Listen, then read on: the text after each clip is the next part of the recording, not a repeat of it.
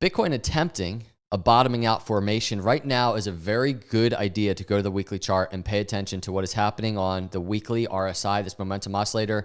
Historically, when Bitcoin breaks out of this area, something big happens. And I want to talk about that, the path for Bitcoin to break out, to approach all-time highs, and a continuation of the Bitcoin bull run. And the basis of the video that I really want to dig into, and it's kind of technical analysis integrated into this point, why we are not here, meaning the top of the last bull cycle. I think it's very clear, simple data. I could be wrong, but I want to present this to you. So hit the subscribe and like on the way in. We're going to do just technical analysis on the daily time frame, what is going on right now. Bitcoin at a clear resistance area right now. But what I want to do is I want to back up for a moment as we kind of try and get direction in these markets. Bitcoin, I think, is offering a very good kind of roadmap. First thing, before we even talk about why I don't think we're right here, meaning the top of a bull market, I want to point something to your attention. From a technical move, we're in a very similar move to right here. This first top of the last bull market, kind of coming below that 20-week support at the 50-week, this is what's happening right now. Now, what I want to do is I want to dig into the daily chart of that move, and I just want to bring something to your attention. That is, you can kind of see the lower lows on Bitcoin price. I am sure there were people that were just like, oh, it's a bear market starting. And I have a very compelling case to make on why the bear market is not starting right now. And I'm going to show you that in just a moment. But lower lows on Bitcoin price, and you can kind of just see the momentum oscillator on the daily just trending upwards. And then finally, there was that breakout in July 2021. And if you go and we actually look at the momentum oscillator on the weekly, this is what that move looked like on the weekly, right there, that yellow line breaking. That was the breakout to all-time highs. I want to make a macro note that this right here was all-time highs on the oscillator, and this was a warning sign because it was a lower high. This was some bearish divergence from a cycle perspective. So here we are right now. We're waiting for a similar breakout. And I'm not saying that if it does break out, we're going to lead to a lower high and see bearish divergence. We might get a breakout and we might have a new higher high on RSI. This is a different cycle. Now, for me, what plays into that case is this. If you go and you look at the S&P 500 and we really look at monetary cycle, what is happening right now? One thing that is incredibly clear is this. We are not here. So basically, this is December 2021. This was the top of that last bull cycle. So if we go to the weekly chart on Bitcoin, just to give you a sense, here's December 2021, about to enter that bear market. I'm saying we are not here. And if you go to S&P 500, you can just see the difference on these charts.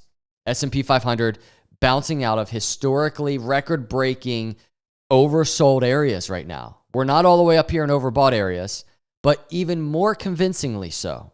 If we look at this chart, look what else was going on back here at that kind of, December 2021 area right here.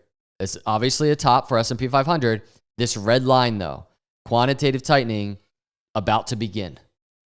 We are not only from a technical area, right? We just looked at the RSI. We're oversold, not overbought.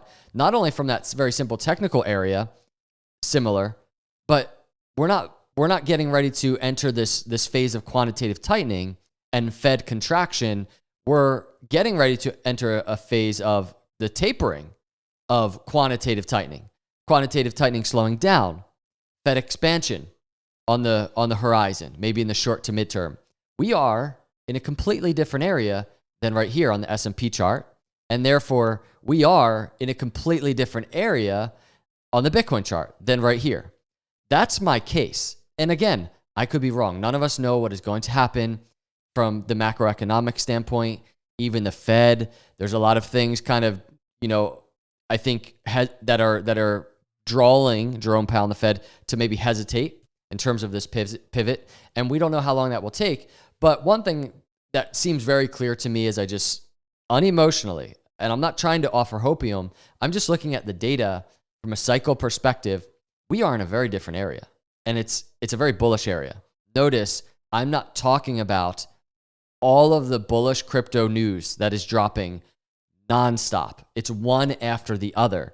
And if you remember last time Bitcoin topped out and we started falling into bear market, it was negative news one after the other. We're talking about FTX, Celsius, SEC going after everybody. Just a mess in crypto. It was terrible. We're in a different era. We're in a different season. So on the short term with Bitcoin price, if we're kind of looking at this kind of consolidation that happened in that previous season before the all-time high for Bitcoin, that next higher high, you can see a very similar move. And right now, or back then, it was like around 60 or 60 some days of consolidation in that move before the actual breakout. And if we go look at Bitcoin chart right now, we are around 40 some days of consolidation. So we could have days, weeks of consolidation here, more pain. We could go lower. Bitcoin could just kind of make a move lower into the lower 70s. It's something to prepare for, a dip like that. Let's keep an eye on the RSIs. Let's keep an eye on the daily RSI. Let's keep an eye on the weekly RSI, because just because this is very close to potentially breaking out doesn't mean the breakout is going to be happening right now. We could trickle down and sideways on this weekly RSI.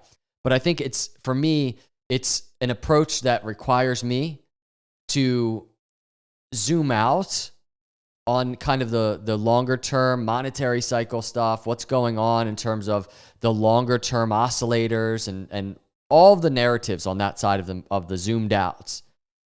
And then kind of combine it with the short term. And the short term is what allows me to say, okay, normal consolidation could last more weeks. It could go lower. And that just prepares me mentally for more downside. So this is how I'm looking at the Bitcoin charts right now. This is how I'm looking at the cycle right now. Obviously, way more to it, but kind of wanted to make it a nice, just simple, short video for y'all. So let me know your thoughts in the comments out there. Hit the subscribe if you're not a subscriber. I appreciate you cruising through. And if you enjoyed the video, smash that like button. I will see you in the next video. God bless.